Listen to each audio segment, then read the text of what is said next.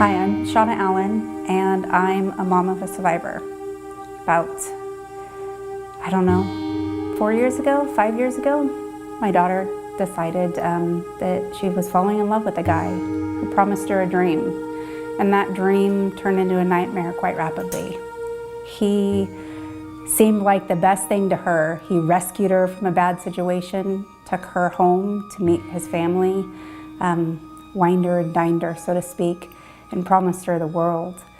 She quickly learned that he was a monster. My name is Joanna. My daughter was part of a sex trafficking ring for only just a number of months compared to some women who were trafficked for years.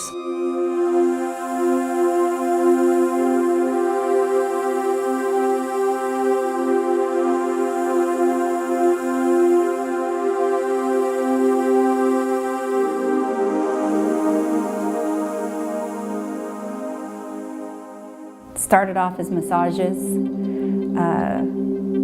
dancing. His line to her was, you're giving away sex for free, so we might as well capitalize on it. So they posted some pictures up on Craigslist at the time, and they started working in Medford.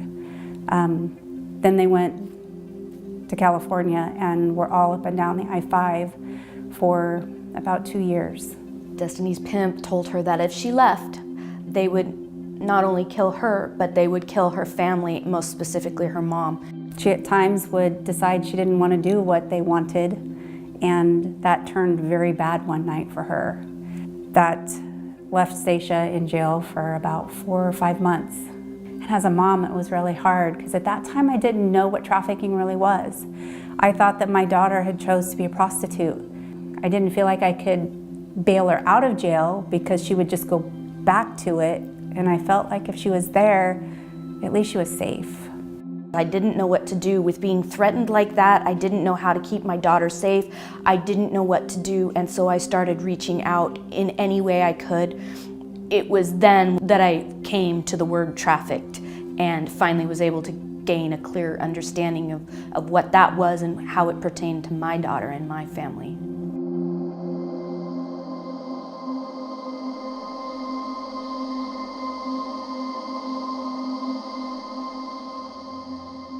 There wasn't a lot of places that Destiny could go and that people wouldn't know where she was at. So Redemption Ridge, right from the beginning, started making suggestions and calling places that I would have not, that under normal circumstances, I may have said, oh, yes, let's call somebody at the Dunn House, or oh, yes, let's call the police department. I couldn't think like that.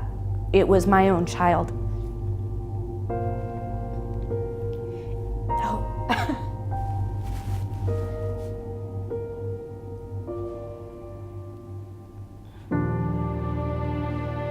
It was my own child. I think the biggest part with Redemption Ridge and you, Ginger, was that, wow, I am so sorry.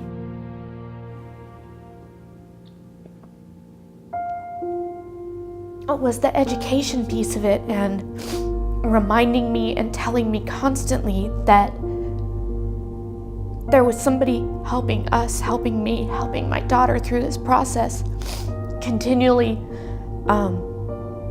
having the same care and concern for her that I did, and wanting her to be safe and believing us. Believing us was the biggest part. So as far as what Redemption Ridge did for us, everything. They did everything. I ended up getting a phone call about 1 o'clock in the morning here, and I knew that was really late in New York. And on the other end of the line was an officer saying, "Are you Stacia's mom?" And time stood still. I thought that it was the phone call that she was dead. So I just held my breath and answered. And when he said that he had my daughter there and that she was okay, I was so thankful. She said that that was her lowest of low, and she reached out for help at that point. And I'm so thankful, and Stacia's so thankful too, that Redemption Ridge was there. Their heart and their love for these girls who've been trafficked and who suffer from these horrible nightmares of abuse and control. The people within the organization fight for these girls, and they fought for Stacia.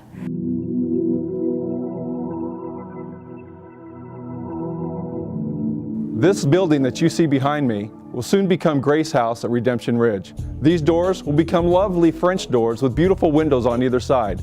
This will be a large stamped concrete patio with an outdoor kitchen area where the girls can come outside and relax and enjoy the beauty of Southern Oregon. Just inside the French doors will be the great room where the girls enjoy living. This wall, and all those walls down there will go away to open this up into a huge living area, dining area, and island kitchen. The living room will be very open with lots of windows allowing for a whole lot of light. This is where the girls will gather, have game nights, watch movies, and just fellowship together. Each of the 6 girls will receive their own bedroom, a personal space all their own, something they may have never ever experienced before in their life. Also in this area will be the counseling room, an extremely vital room at Grace House. Girls will be entering the home with extreme complex trauma in need of extensive care. Here, they will receive trauma-informed therapy and learn valuable tools to help them through the journey of deep healing and restoration. When emotions begin to escalate to unmanageable levels, this is the space the girls will come to release built-up emotions in a safe environment. This is known as the comfort room. As you've been able to see, there is yet a lot of work to be completed here at Grace House. But it's an exciting time, and we'd like to invite you to be a part of redeeming lives and restoring hope for the young girls that will reside here at Grace House. I couldn't have done it without Redemption Ridge. I don't know how to, I wouldn't have known how to protect my child. I wouldn't have known where to take her or what to do. I'll be forever grateful. I really will. So thank you very much.